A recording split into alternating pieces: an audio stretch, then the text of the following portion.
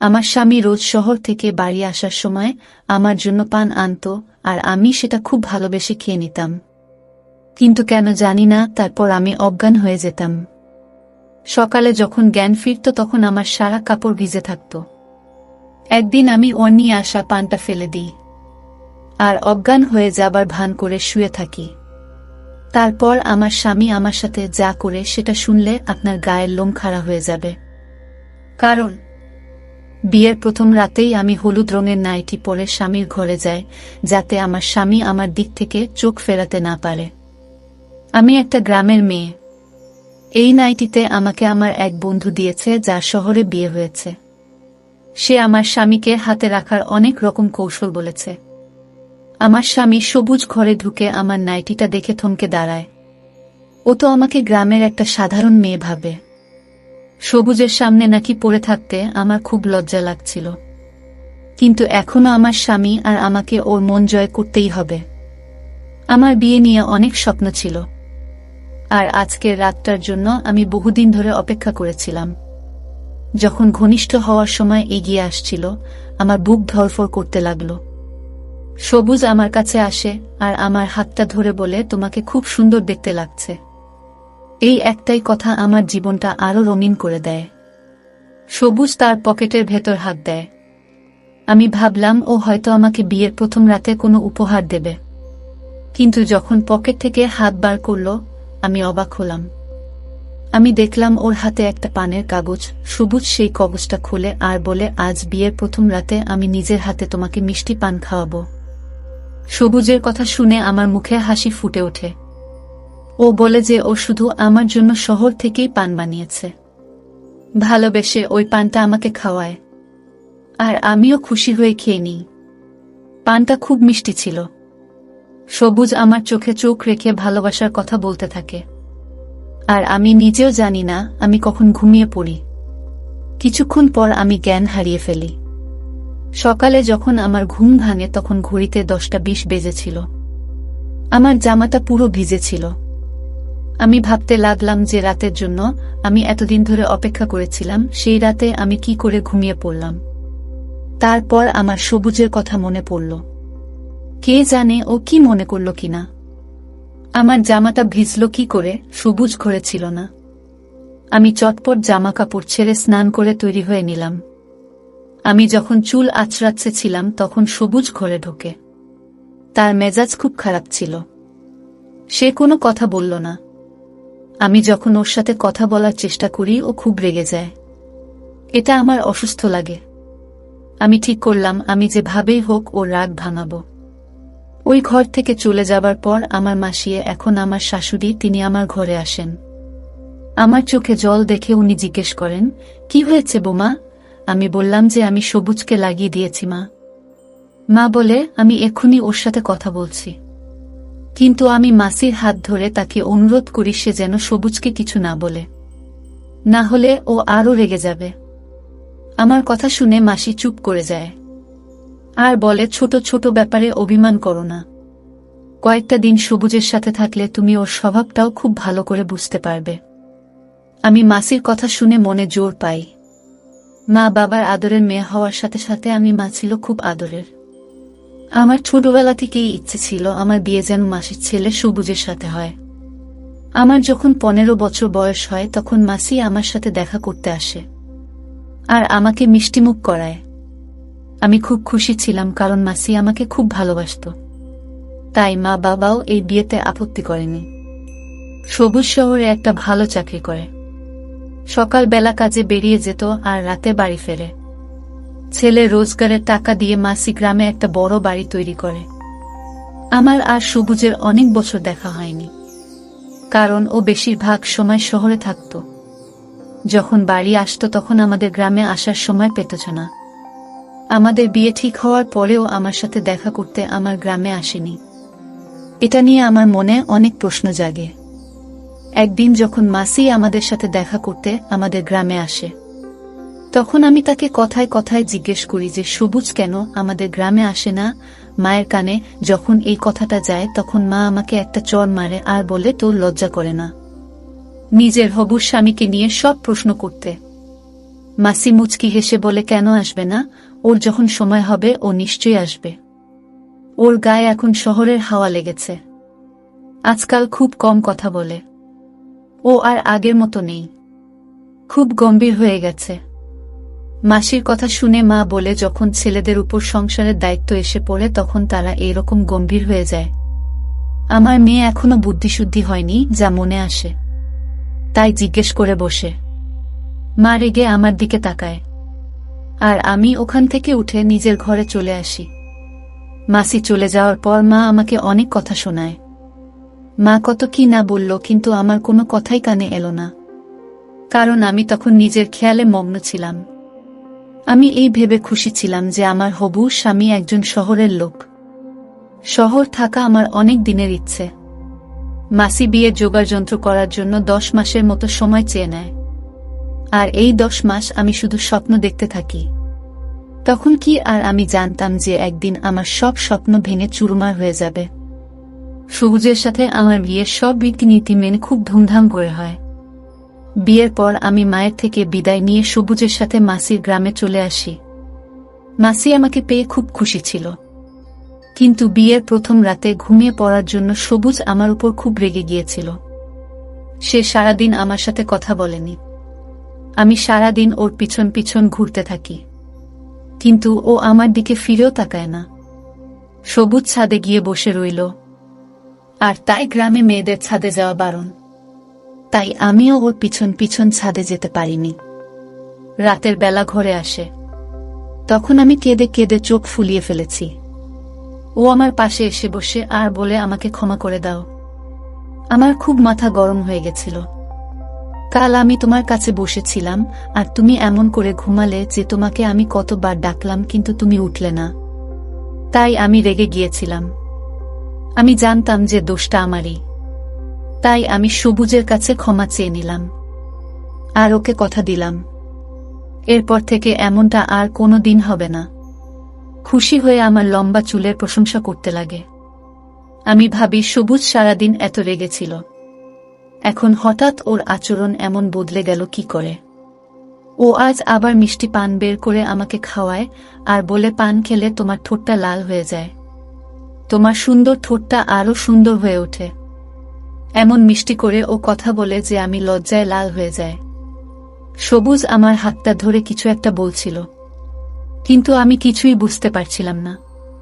কিছুক্ষণ পর আমি এই পৃথিবী থেকে অনেক দূরে চলে যাই। আমার যখন জ্ঞান আসে তখন আমি দেখি দুপুর 12টা বেজেছে। আমি চটপট উঠে বসলাম। আমার মনে হলো সবুজ নিশ্চয়ই আজ আবার খুব রেগে গেছে, কিন্তু আমি এটা কিছুতেই বুঝতে পারছি না যে রাতে আমার এত গভীর ঘুম কি করে আসছে। আমার জামা কাপড় পুরো ভিজে গিয়েছিল, আমার শীত করছিল। আমি স্নান করে যখন ঘরের বাইরে গেলাম তখন দেখি সবুজ আমার মাসিকে বলেছে, তুমি এ কেমন মেয়ের সাথে আমার বিয়ে দিয়েছ?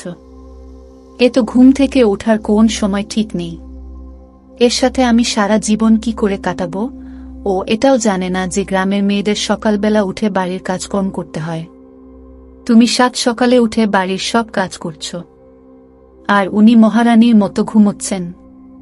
এরকম চলতে থাকলে আমি আর বেশিদিন তোমার ভাইয়ের মেয়েকেই বাড়িতে রাখব না। এসব কথা শুনে আমি একটু ঘাবড়ে যাই। আমি ভাবিনি যে আমার স্বামী এতটা কঠিন হতে পারে। আমার আর দাঁড়িয়ে এর পরের কথাগুলো শোনার মতো সাহস হলো না। আমি রান্নাঘরে চলে গেলাম। মাসির সত্যি সকাল থেকে উঠে অনেক কাজ করেছে। রান্নাঘরটা পুরো পরিষ্কার ছিল, আর দুপুরের খাবারটাও বানানো হয়েছিল। আমি সবুজের সাথে সাথে মাসির চোখেও খারাপ হয়ে যাচ্ছি। আমার নিজের উপর খুব রাগ হয়। কে জানে আমার কি হয়েছে। আমি সারা ঘর ঘুরে দেখি বাড়ির সব কাজ সারা হয়ে গেছে। তাই হয়তো সবুজ আজ একটু বেশি রেগে গেছে। সবুজ ছাদে চলে যায়, কারণ সে জানতো আমি তার পেছন পেছন ছাদে যেতে পারবো না। আমি সারাদিন খুব কান্নাকাটি করি। যে সুখের জন্য আমি 1 বছর ধরে অপেক্ষা করেছি, আজ আমি সেটা পেয়েছি, কিন্তু নিজের দোষে তাকে হারাচ্ছি। না, আমি সবুজের কাছাকাছি আসতে পেরেছি না, ওর মন জয় করতে পেরেছি। আজ ওর কথা শুনে আমি ভাউল করেই বুঝতে পেরেছি যে আমি আর কোনো ভুল করলেও আমাকে বাড়ি থেকে বের করে দেবে। গ্রাম থেকে বারবার আমার মায়ের ফোন আসছিল। মা বলছিল 7 দিনের জন্য আমার বাপের বাড়িতে গিয়ে থাকতে। বিয়ের নিয়ম অনুযায়ী বিয়ের পর মেয়েদের 7 দিনের জন্য তাদের বাপের বাড়ি গিয়ে থাকতে হয়।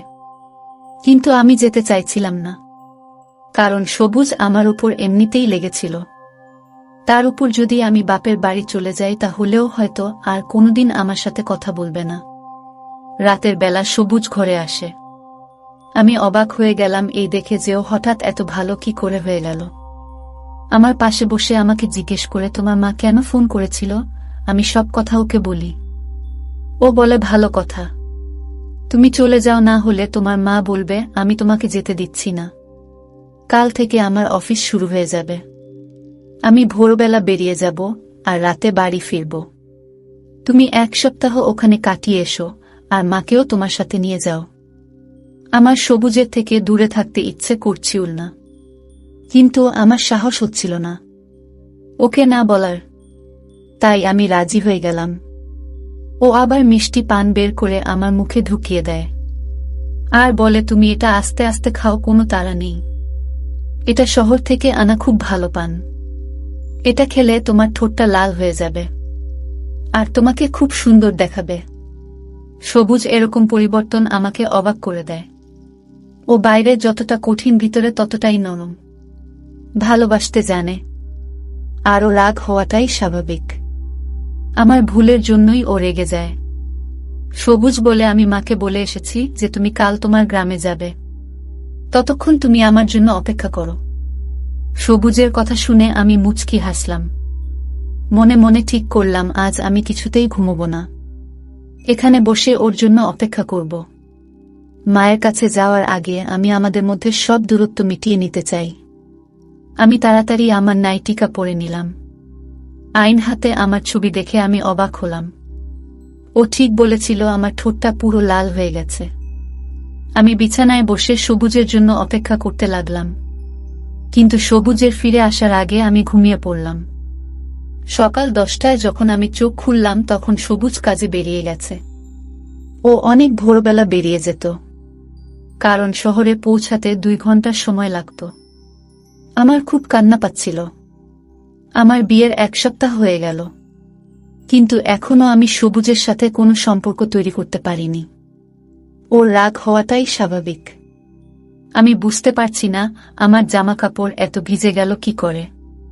আমি যখন ঘর থেকে বেরিয়ে এলাম তখন দেখলাম মাসি গ্রামে যাওয়ার জন্য তৈরি হয়ে বসে আছে। মাসি আমাকে দেখে বলে, সবুজ তো বেরিয়ে গেছে, এখন আমাদেরকে গ্রামের জন্য রওনা দিতে হবে। আমি মাসির সাথে গ্রামে রওনা দিলাম, কিন্তু আমার মনটা সবুজের সাথে শহরে চলে গেছিল। আবার আমার ওর সাথে স্বাক্ষর দেখা হবে। আমার বাড়ির লোকেরা আমাকে দেখে খুব খুশি হয়। সব থেকে বেশি খুশি হয় আমার ছোট বোন। সারা গ্রাম জেনে গেছিল যে আমি বাড়িতে এসেছি, তাই গ্রামের মহিলারা একজোট হয়ে আমাকে দেখতে আসে। আমাদের এক প্রতিবেশী মেয়ে আনিতা দিয়েছিল। সে আমার খুব ভালো বন্ধু ছিল, আর গ্রামে এসে আমি তার বিয়েতে আনন্দ করার সুযোগ পেয়ে যায়। গ্রামে খুব হই হুল্লোড় হচ্ছিল, কিন্তু আমার মনটা খারাপ ছিল। আমার সবুজের কথা বারবার মনে পড়ছিল। একটু অদ্ভুত ব্যাপার হলো, যবে থেকে আমি মায়ের কাছে এসেছি তবে থেকে আমার একেবারে ঘুম আসছে না।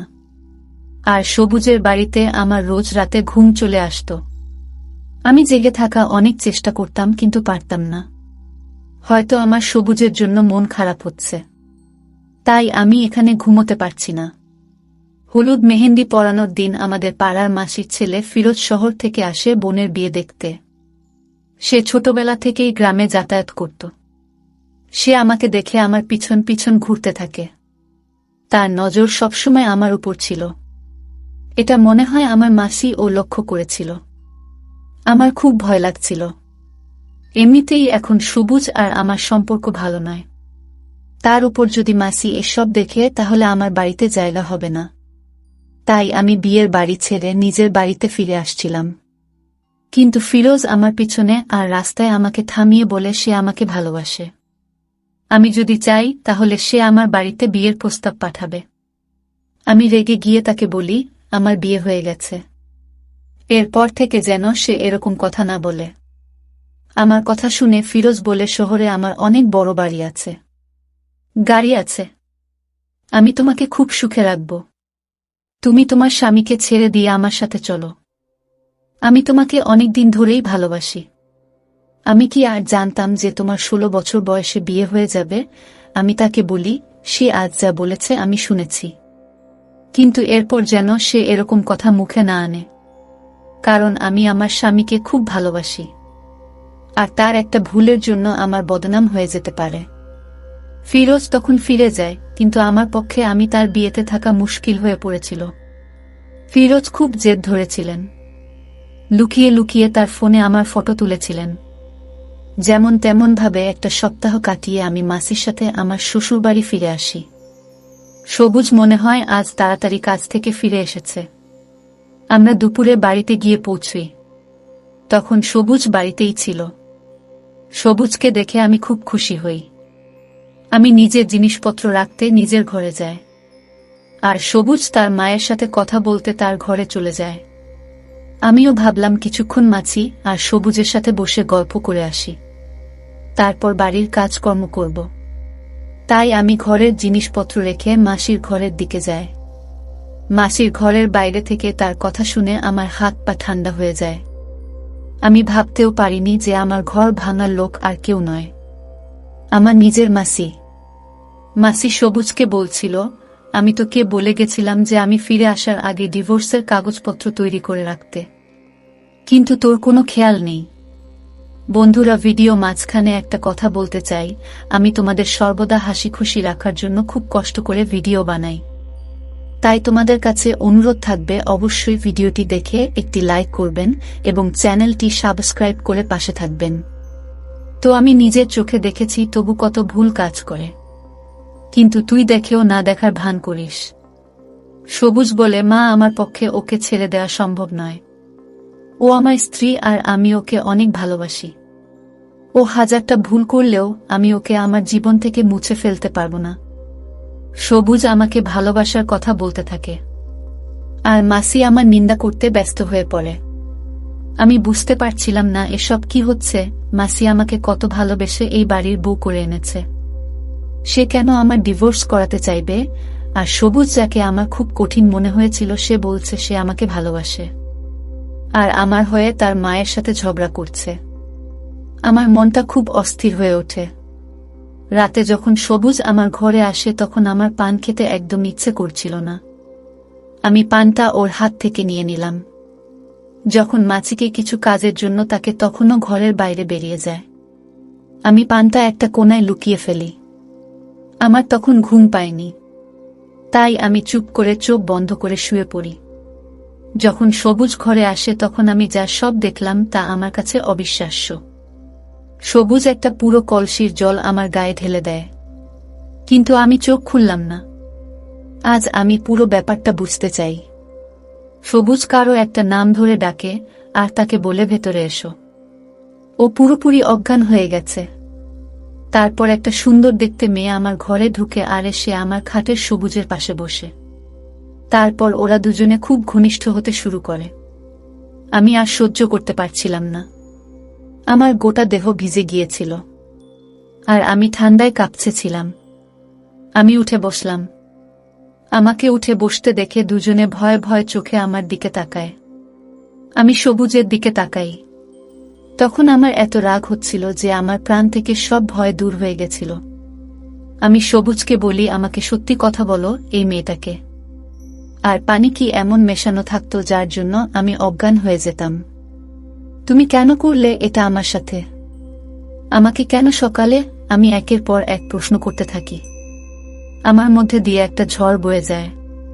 সবুজ মাথা নিচু করে বলে, এই মেয়েটা আমার স্ত্রী। তোমাকে বিয়ে করার 2 দিন আগে আমি ওকে বিয়ে করে এই গ্রামে নিয়ে এসেছি।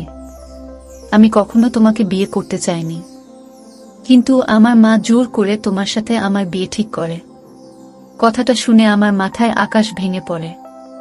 সবুজ বলে, তোমার সাথে বিয়ে আটকাতে আমি 2 দিন আগে শরীফা বিয়ে করে আনি, যাতে মা বাধ্য হয় তোমার সাথে আমার বিয়ে ভেঙে দিতে। কিন্তু মা আমার কথা শোনে না। মা আমার উপর চাপ দেয় আর বলে শরীফাকে ডিভোর্স দিয়ে দিতে। সবুজ শরীফাকে ছাদের ঘরে রেখে দেয়। কারণ সে জানতো গ্রামের মেয়েরা ছাদে যায় না। তাই সে জানতো আমি কখনো ছাদে যাব না। ও ইচ্ছে করে পানে ঘুমের ওষুধ মিশিয়ে দিত যাতে আমি ঘুমিয়ে পড়ি, আর ও আমার ঘরে শরীফের সাথে সময় কাটাতে পারে। শরীফা শহরে মডেলিং করত, তাই মায়ের মনে হতো ওর চরিত্র ভালো নয়। তাই মা বারবার আমাকে বলতো ওকে ডিভোর্স দিতে। কিন্তু শরীফ আমার প্রথম আর শেষ ভালোবাসা। মা আমাকে নিজে মরার ভয় দেখিয়েছিল, তাই আমি তোমাকে বিয়ে করতে বাধ্য হয়েছিলাম। তখন আমি বুঝতে পেরেছিলাম যে সবুজ শরীফাকে ছাড়া থাকতে পারবে না। ও আমাকে সব সত্যি কথা বলে দেয়। সব শুনে আমার বলার মতো কিছুই ছিল না। আমি বুঝতে পারি যে সেদিন দুপুরে মাসির সবুজ আর শরীফা ডিভোর্সের কথা বলছিল, যার আমি অন্য মানে করেছিলাম। আমার এই অবস্থার জন্য সবুজ একা দায়ী নয়, আমার মাসিও দায়ী। মাসি সব জানতো যে তার ছেলে অন্য কাউকে ভালোবাসে আর তাকে সে বিয়ে করে ফেলেছে। তারপরেও সে জোর করে তার সাথে আমার দিয়ে দেয়। কিন্তু আমি এমন একটা লোকের সাথে সারা জীবন কাটাতে পারবো না যে অন্য কাউকে ভালোবাসে, আর যার জন্য সে আমাকে ঘুমের ওষুধ খাওয়াতে পিছপা হয় না। আমি আমার জিনিসপত্র গুছিয়ে নিলাম আর মাসিকে সালাম করে নিজের গ্রামের দিকে রওনা দিলাম। মাসি আমাকে অনেক আটকানোর চেষ্টা করে। মাসি বলে যে সবুজ শরীফাকে ছেড়ে দেবে আর পুরোপুরিভাবে তোমার হয়ে যাবে। কিন্তু আমি এমন একটা মানুষের সাথে থাকতে পারবো না যে আমাকে ভালোবাসা দিতে পারবে না। আমি মা বাবাকে বলে সবুজের থেকে ডিভোর্স নিয়ে নিলাম। আমার মা বাবা আমাকে খুব ভালোবাসে। তারা কখনই চায় না আমি এমন একটা লোকের সাথে সংসার করি। পাড়ার মাসির থেকে ফিরোজ খবর পায় যে আমার বিয়ে ভেঙে গেছে। তাই সে বিয়ের প্রস্তাব নিয়ে তার বাড়ির লোকেদের আমার বাড়িতে পাঠায়। কিন্তু আমি তাদেরকে বলে দিই, আমি এখন বিয়ে করতে চাই না। আমি এখন আরো পড়াশোনা করতে চাই আর নিজের পায়ে দাঁড়াতে চাই। সব বৈবাহিক সম্পর্ক যে সফল হবে তার কোনো মানে নেই, কিন্তু কারো বিয়ে অসফল হওয়া মানে এই নয় যে সেই মানুষটা অসফল হবে। আমার বিয়ে ভেঙে যাওয়ার পর আমি জীবনে সফলতা পাই, পড়াশোনা করে ভালো রেজাল্ট করি, আর জেলায় আমার গ্রামের মুখ উজ্জ্বল করি। আমি আমার সমস্ত বোনেদের আর মেয়েদের বলেছি তারা যদি বৈবাহিক জীবনে সফলতা অর্জন করতে না পারে তাহলে সেটা ভুলে গিয়ে তাদের অন্য রাস্তা বেছে নেওয়া উচিত। এমন একটা রাস্তা বেছে নেওয়া উচিত যেখানে তারা সফলতা পাবেন। বন্ধুরা, আজকে এই পর্যন্তই। ভিডিওটি আপনাদের কাছে ভালো লেগে থাকলে ভিডিওটিতে একটা লাইক করবেন। নতুন নতুন গল্প পেতে চ্যানেলটি সাবস্ক্রাইব করে রাখুন। দেখা হচ্ছে নতুন ভিডিওতে। ভালো থাকবেন সবাই।